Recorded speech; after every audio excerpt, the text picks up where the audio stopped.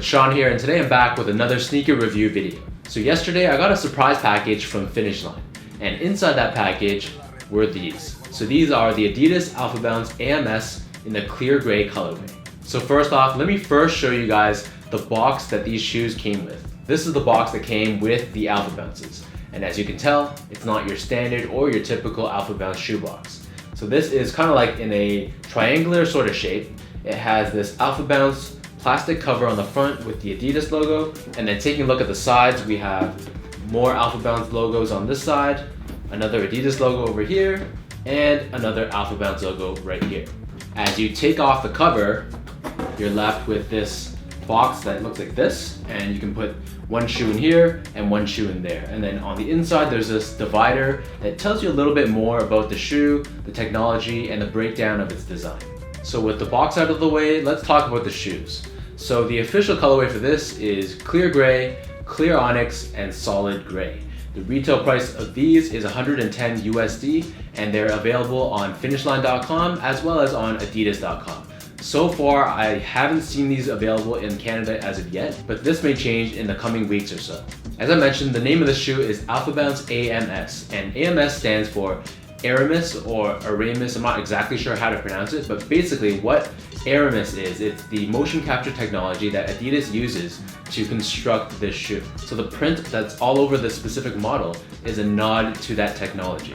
Adidas is calling this the AMS 2.0 because the very first Alphabounce that ever released the OG color was technically the AMS 1.0, as the print on the upper was also inspired by that same motion capture technology. Funny enough, the Alphabounce AMS 1.0 was actually my first official real sneaker review video that I ever posted. So just for memory's sake, I'm gonna add the link to that video in the description below. So if you guys wanna check that out, definitely be my guest. Taking a look at the upper of this shoe, this is comprised of this forged mesh material. So there are some differences between the materials found on this shoe when you compare it directly to the very first Alphabounce shoe. So technically they're both called forged mesh, but on this version, the mesh on these has these slits or perforations that can be found on the lateral side, on the midfoot, along the medial side, as well as significantly all over the toe box. So when you compare that to this one, this material was 100% solid, and there were no slits or perforations found anywhere along this material. Next, there is a difference in the actual feel of the mesh. So this version feels a little bit rubbery. And when I say that, I mean, it feels like they took white paint and just painted over the mesh material. Whereas this version felt a lot softer and it felt a lot more like natural fabric. So in comparing the two, these newer ones feel a little bit stiffer, as I mentioned, because it feels like there's almost like a second layer on top of the mesh. From a silhouette standpoint, this shoe remains pretty much the same, so it still is that same booty one-piece upper fit.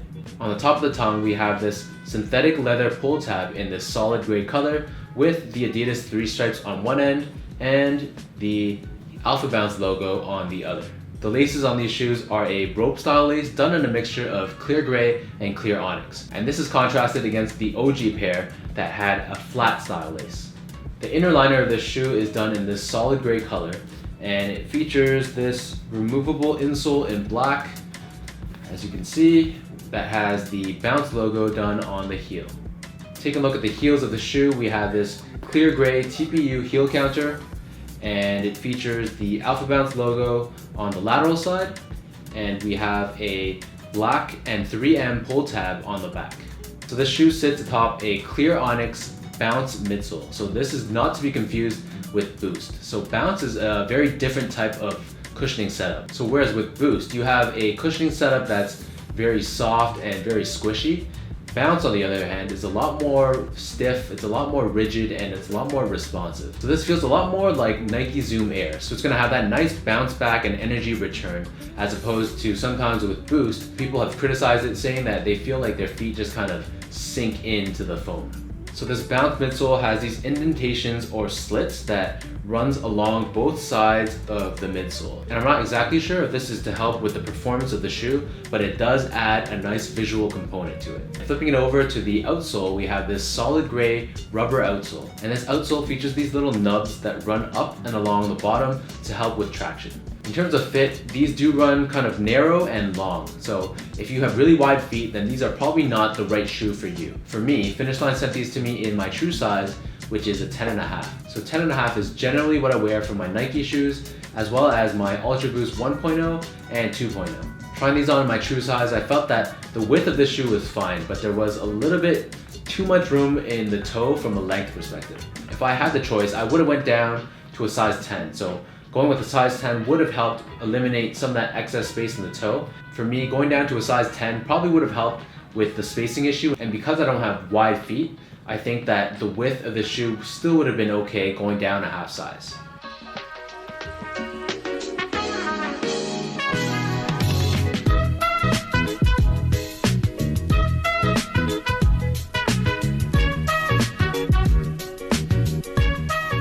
Now let me give you guys an on-feet look at these Alphabounces.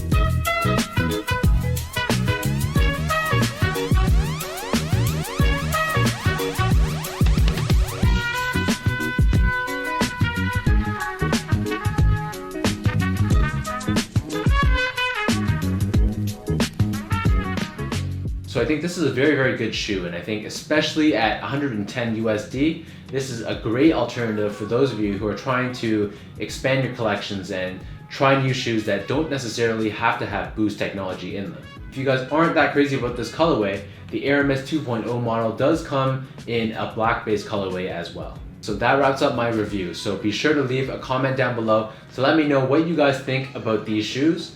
Be sure to give me a follow on Instagram as well at SGO8, and definitely show some love and check out Finish Line's Instagram as well.